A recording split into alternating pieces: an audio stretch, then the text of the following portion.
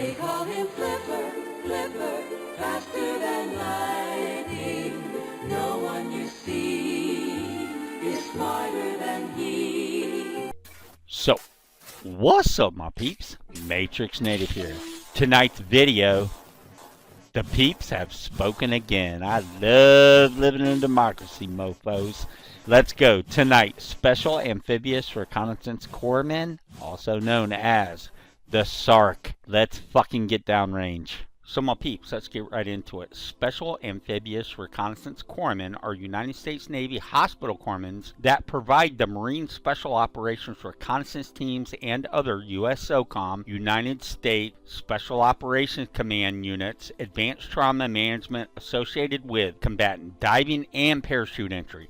Traditionally, Special Amphibious Reconnaissance Corpsmen, aka SARCs, S-A-R-C, are attached to Marine Corps Force reconnaissance companies to help support the command element of the Marine Air Ground Task Force and Special Reconnaissance missions. Lately, however, due to the growing need for combat medics in the special operations community, SARCs are beginning to be utilized in almost all U.S. SOCOM assets. SARCs are trained and specialized in the same aspects of their Recon Marine and Special Operator counterpoints. Special Operators Delta, Special Forces, SEALs, anything to do with Special Operators counterparts, that's what the SARCs do, baby. Special Amphibious Reconnaissance Corpsmen, that's what they're about. They're not necessarily about getting in the shit, but if you're in the shit and you got a SARC with you, trust me, he'll lay down some grazing fire as well. However, their mission primarily is to basically be the, I can't even say the combat medic, because they're so far ahead and above your typical combat medic as well as your typical Navy corpsman. They are also capable of conducting detailed underwater ship bottom searches during operational status. The teams will then disperse evenly throughout the Marine recon platoons, usually one amphibious recon corpsman per platoon. SARCs have regularly acted as a point man, sharpshooter, radio operator, designated marksman, or even the team leader in the Marine recon team platoons. More recently, SARCs are being deployed with Marine Special Operations Command, MARSAC, Naval Special Warfare, and Army Special Forces unit due to their highly advanced skills in combat trauma care and diving medicine, as stated before. So the SARCs were founded and activated on 19 June 1957 to the present and have never been deactivated. Actually, their core, their rank, keep growing and growing because of their special ability to save motherfuckers down when they get in the shit. And again, these guys don't travel with, a battalion of Marines. These guys don't travel with line units. These guys are with your SF Army, Delta, freaking SEALs, Force Recon, MARSAC, you name it, any special operations, and they're there. And again, they have to be para-qualified. They have to be scuba qualified. I mean, these are some legit fucking pipe swingers, my peep. And like I said, they were activated in 19 June 1957, and they go to the present, and they have never been deactivated, and they won't be deactivated, even though their history is not going back to as far as near of some of the builds I've done. These guys are fucking pipe swingers. Don't get it twisted, right? Yeah, so their nickname, like I've said a couple of times, is SARC, and their motto, the difficult anytime, the impossible by appointment only. If that's not fucking hooah and doesn't get your dick hard, I don't know what to say about you. So let's get on with some more information about these bad mofos. So a SARC is the foundation of medicine with a platoon or team of Marines, or Special Forces, or Delta Force, or Navy SEALs, or, bilateral training with the motherfucking PJs. Oftentimes, they begin teaching their Marines, or whoever they're detached to, basic trauma medicine within days of being assigned to a platoon. They learn to hone all the skill sets instilled in them throughout the pipeline, and we'll get on to that in a minute, and they adapt the mindset needed to thrive in a high tempo, what I called high speed back in the day environment with the men they'll be deploying with all over the world. The SOIDC is the next and final progression in the career path for a SARC. SOIDCs are experts in all the SARC skills, but they will specialize in long-term care of patients in both clinical and field environments. So my peeps, the largest rate, also known as job in the Navy, is the rate of the Hospital Corpsman, the HM. Within this 26,000 personnel force, there are roughly 8,800 HMs who serve with the United States Marine Corps Fleet Marine Force. And within these 8,800 HMs, there's a very small, highly selective elite community of only 150 to 200 Naval Special Operations medical personnel, basically MARSAC. So out of 8,800, there are only 150 to 200 that can actually master all the skills you need, the para skills, the scuba skills, just the pipe swinger skills in general.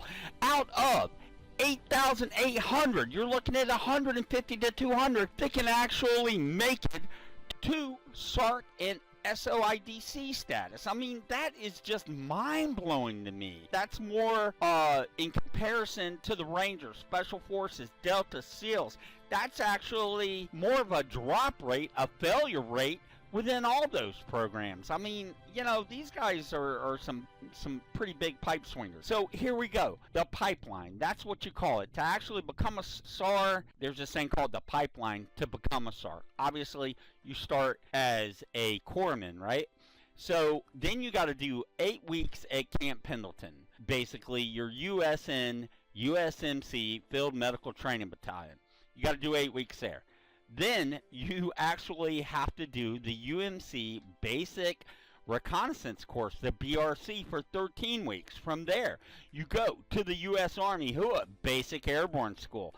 Then you go to the USMC Marine Combatant Dive Detachment, MCD. From there, you go to the USN Amphibious Reconnaissance Corpsman course, ARC.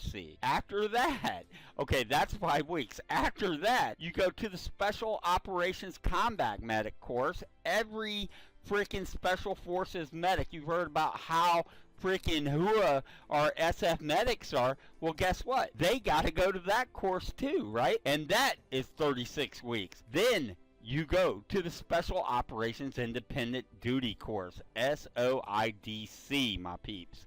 That's 13 weeks. Again, you'll be staying at Fort Bragg for that. So, my peeps, you're looking at 2 years, 2 to 3 years, just to get all your credentials in as a SARC. I mean, these guys are pretty unbelievable to me, and with research, I just see what kind of pipe swingers they are. I'm telling you guys, these guys are really, you know, impressing me. It's not my gig. I'd rather kill people than patch people up, but it's not saying that they won't put fire down range. Again, as I stated, man, their point, their DMR, they do everything, man. They do everything, and you know, I'm not up on their tip like that, but I'm just saying, these are some bad mofos, my peeps.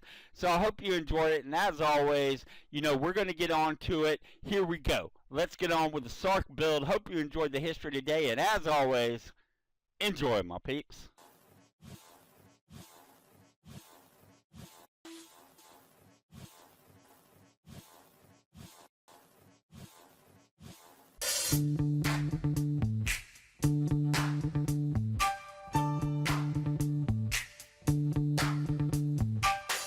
Okay, my peeps, so what you want to do is go ahead and hit the back button. Go ahead, go into Loadout, hit your Y button, edit appearance. Now, peeps, I just want to let you guys know that a lot of these builds that I've been doing lately are obviously United States Special Operations, right? I also want to just state that staying true to the builds, which I try to do somewhat, you know, there's only specific weapons really that your special operations in the United States in general use. So with that being said, just remember that, because I know sometimes it's like I'm just repeating myself. You know, I'm trying to stay true to the build, especially as far as weapons go. So Go ahead, go into head. Facial hair, we will be wearing no facial hair. The Warhawk, brown hair, 1 each. Eye scar, 1 each. Of course, that is optional.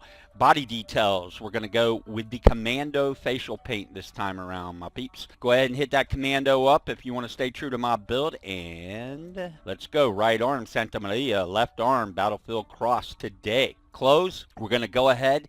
And for the tops, we're actually going to be equipping the jacket, and we're going to be going with the CAD-PAT AR, my peeps. Now, they do not offer a MARPAT, and to stay really true to the build, that's what we would want to be equipping, either that or the Whiskey 2. But since they don't, I think the CAD-PAT does a pretty good job as far as, you know, it looking similar to a MARPAT. So I like the CAD-PAT for this build, but of course I'm not going to hate you if you go with the AR1, because I feel that that is actually very, very similar to the MARPAT. But again, for this build, I just really am liking the CAD-PAT AR for this fit. So we will be equipping that in the 22 CAD-PAT AR in the jacket. Vest, of course, we're going with the IBA for the simple fact that, of course, we got to wear the medic patch on our IBA, which means that we will be slinging an LMG for our primary this round. And that's how you get the medic patch, in case you guys didn't know. Just equip the IBA, and then for your primary, make sure you equip a LMG. So IBA, again, we're going to be putting that in the number 19 CAD-PAT AR. Pants, why wouldn't we be going with the Cry Precision Combat? Again, I'm very, very disappointed in Wildlands for only giving us 12 camos with the Cry Precision Combat pants. And we will be putting those, yes, you heard Matrix right, we're going to be putting those in Coyote Brown, even though I didn't say anything yet. You'll see me right, and now you heard me right. We're going to be putting those in a solid color. So for our bottoms, we're going to be putting those in the number 2 Coyote Brown. Again, as stated, those are going to be the solid color. It really, really fits this uniform today, so why not? So go ahead, equip that in the number 2 if you want to have your loadout like me. That's what she said. Footwear, we're actually going to be wearing the hiking shoes for this fit, and we're going to be equipping those in black. I'm not hating you if you wear the hiking boot. Just make sure you go ahead and equip those in black. But I decided today to go with the hiking shoes, and we're going to put those in the black. Ghillie suit, of course, none. Accessories. Accessories. So we're going to be going with the Oakley SI Straight Jacket Fire. Of course we are. A badass freaking badass eyewear. I personally, if you know me, if you know my builds, I love this. I'm not hating you if you want to switch it up to the Oakley SI Ballistic mic frames. But again, that is on you for today's build though. To stay with my build, we'll be going with the Oakley SI Straight Jacket Fire, my peeps. Face wear. We're going to go ahead and hit the shemagh, and we're going to put that in white. Again, breaking up the outline within our camo, we will definitely be putting that in the number 1 white. Headwear for the brain bucket, absolutely going with the carbon high-cut helmet, and we're going to be putting that as well as our pants in the Coyote Brown. Number 9, Coyote Brown, my peeps. Headsets.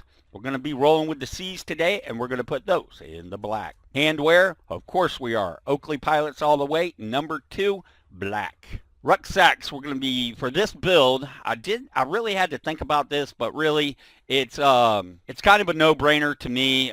You know, they need one of the bigger packs, or rucksacks, if you will. They have to have one of the bigger rucksacks for all the gear, because not only when they get in the shit do they need, you know, as much ammo as, say, the team leader, they also got to pack all their medical gear. So we're going to go with the 511 Rush 72, and we'll be putting that in the number 9 Coyote Brown. Patches, of course. Let's roll, my peeps. Enough said about that. I actually will say one more thing about that. I was looking around for like a medic patch, and this is pretty much the 511. That's pretty much the only like medical patch besides the number 1 rectangle, which is a 511 as well. If you find a patch that works for you, let me know. With my team, my clan, if you call it, my stick, my squad, we're going with the Romeo 9. Let's roll, my peeps. All right, my peeps, weapons. So for the primary, again, as stated, we're going to be carrying an LMG, and of course, why would I not carry the MK249? During my military service, I carried the M249 Para quite a bit to me. Now, just to me, and I know I'm going to get a lot of people that disagree with this, but To me, the MK249, although a fictional weapon in Ghost Wildlands, it reminds me more of the M249 Para than the MK48. I understand they're different LMGs. However, what I'm stating, and I know I'm probably going to get some comments on this, the MK249, although a fictional weapon, actually looks to me more like the M249 Para. So that's what we're going to equip, and with equipping that, we get that sweet ass medic patch on our LBE as stated earlier in this video. So let's go. Paint presets. Again, my peeps, for this build, we are definitely staying with the black, subdued, shadowed out, murdered out, whatever the hell you want to call it, blackened out.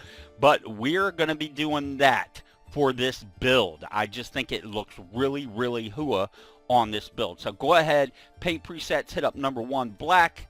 Parts, let's go. With the stock, we're going to keep this in black for this build, my peeps. For this particular weapon, we're going to go ahead and put it in the number 1 black. I think it looks really, really hooah. Okay, for the sight aperture, we're going to be equipping the EXP Sierra 3. You might ask, why? I thought you loved the panoramic sight, Matrix, and to be honest, I really do. I love the panoramic sight. However, I know for a fact that when it comes to holograph sights, that most your spec op units will be using the EXP Sierra 3. So for that reason, that's what we shall equip on the SAW, or the MK249. Sorry peeps, we're going to be putting that in the gray. Trigger, only one way, baby, rock and roll to go down range for them tangos. Magazine, my peeps, we're going to go ahead and carry the box fed 150 round. We're going to be putting that in gray.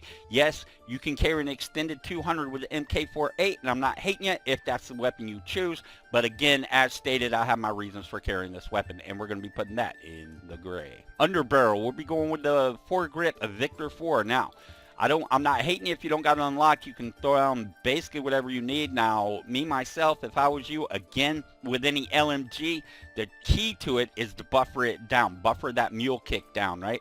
So, with that being said, I would suggest you open the foregrip V4 and go ahead and equip it in the gray. The rail, we're going to go ahead and equip the laser 3-dot, and we'll be putting that in the gray. Barrel, we're going to go with the standard barrel. Again, this is our shit kicker, door kicker, getting in the shit. We're going to be going with the standard barrel for one. If you look at the long barrel, look how your handling drops off. Yeah, you get a little bit more accuracy and really a pretty good amount of damage and range. However, since this is the fucking door kicker, we're going to be putting it in standard, and we will be equipping that in the number 2 gray. Muzzle, we'll be going with the compensator Victor 2. My peeps, I ain't hating you if you got the stock muzzle, that's fine, but we will be equipping whatever you're going to equip it in the black. I personally, if you equip the compensator VT, you will not be able to equip the compensator or stock muzzle, obviously. We'll be putting that in the black, and that does it for the MK249, also known as what I like to refer to as the SAW, the M249. I'm not hating you if you want to equip the MK48. Again, that's personal preference. Me, myself, I really am loving this weapon for Ghost Recon Wildlands. And that's it, my peeps. Now, for your secondary. Again, I would equip this as my primary, but again, if you equip your M4 as your primary, you don't get the sweet-ass medic patch, and therefore, we are equipping this as a secondary. I hadn't even thought about switching out to a different rifle, a sniper rifle, or what have you, because this is the preferred weapon of the badass pipe swingers, aka pipe hitters, if that's what you want to call them these days, that's fine. Back in my days, we called them the pipe swingers, and this is the preferred weapon of any badass mofo. So let's get on with it. Paints, again, go ahead and equip that in the black. Number 1, parts, go ahead. We're going to start with the stock butt stock, and we'll be putting that in the gray. Scope, we're going to be going with the Tango Alpha 3-1 Hotel, commonly referred to as the ACOG, and again, sticking with this as a DMR type weapon, since we already got our shit kicker as far as our LMG, so we can get that sweet ass medic patch, and 2, because of that fact, we will be turning this, as a lot of my Spec Ops builds will be turning this into a DMR. So we will be equipping that in the gray 4x ACOG scope. Trigger, of course, full semi. That's how we roll. Magazine, we'll go ahead and large cap it and equip that in the gray. Again, if you equip the 30 or the 20, just be cool on the trigger finger, and we'll be putting that in the gray. Underbarrel, of course, the 40 Mike, bad motherfucker, the baddest freaking attachment to me on the battlefield, my peeps, and we'll be putting that in the black. Again, as stated, we'll be putting this in the black, my peeps. Don't gray it out, keep it in the black. Number 1. Rail, we'll be putting the rangefinder on in the number 2 gray. Barrel, we'll be going with the long barrel, sticking with the designated marksman role. Again, we're carrying the LMG, and we will be putting that in the gray, my peeps. Reach out and touch somebody. Again, I'm not hating you if you hit the standard barrel, but again, look how much accuracy you're losing, look how much range you're using. Yes, your handling goes up, which is pretty badass, but again, if we're in CQB, close quarter combat, we will be equipping the standard barrel for the simple fact that it gives you way more mobility, so you can pan left to right in a CQB situation, and we'll be putting that in the gray. Muzzle, we're going to go with the stock muzzle this time around, because I feel like we should actually equip the compensator just so we have a compensator on us in our primary or secondary weapon. Again, I'm not hating you if you want to go with the compensator V2, but then you're going to have to switch out your M1911 and go ahead and use that as your only compensated weapon. For this build in particular, I think that we're going to go ahead and equip the stock muzzle in the black, the suppressor in the black, but make sure, as always, you equip the stock muzzle in the black and switch off to the suppressor as needed in the field. That's going to do it, my peeps. This will be our secondary DMR, and let me know what weapons you decide on, but staying true with my build, for a SARC, this is the only thing that you should choose, my peeps. Sidearm, we're going to go ahead and go, as usual, with the M1911. We'll go ahead and I'll go ahead and throw the paint presets that I'm rolling with, and that's the black. Parts, I'm going to actually be equipping the standard 8 round. In real life, as well as this game, I don't like how it feels in my holster as far as quick drawing or what have you, and I just don't like the feel of the extended 15. So we're going to go ahead, equip the standard 8 and put it in the gray. Rail, we're going to go ahead and go with the laser sight. I'm not hating you if you want to use the 3-dot, but as you will see, if you switch and compare, the 3-dot is way too big, in my opinion, for this beast of a weapon, the M1911. So go ahead, throw the laser sight on in the gray. Barrel, of course, only one option. Put that in the gray. Muzzle, go ahead, throw the suppressor and the stock muzzle in black, and go ahead and equip the stock muzzle, switch to the suppressor as needed. So my peeps, that is one of the finest weapons America has ever put out. As Colt has ever put out, this is the one. That's why I own one in real life. Pretty much the only sidearm I carried beside the Sig Sauer in combat. And the one thing I do like about a 45 round, if you stack it with hollow points, 9mm, even with a hollow point that would mushroom upon impact, hitting a tango or a bad guy, so to speak, you have a possibility of a 9mm shooting from the front to the back and penetrating and going through, where a 45 has less of a chance actually penetrating your target through and through. Therefore, it has less of a chance of going through said tango and actually hitting civilians, the good guys, so to speak. So that's why I love the 45 so much. That's why that's pretty much the only thing I carried while deployed, while at peacetime, while I own one in my house. This is just one badass weapon. I can't say enough about the Colt Commander 45, my peeps. Okay, my peeps, everything else is pretty much optional. Again, if you have the drone, you know, a better drone than the standard drone, go ahead and equip it. C4, diversion layer, flash grenade, mines. Me, myself, as you know, I like carrying the frag grenades and the flare gun for times when you're not using the mini-map and you're going hardcore. So, my peeps, with that being said, I hope you enjoyed it, and as always, please tell all your friends about my channel. I really hope you enjoyed today's video. It took me a while to put it out. I know, my Elgato. I'm just going to have to get a new one and upgrade my PC. I hope you have an amazing day today. I hope tomorrow's amazing. I hope yesterday was amazing. Go ahead and snipe the like, snipe the sub, cuz my peeps, that's how we roll. Growing up, I had a dream, something no one else could see.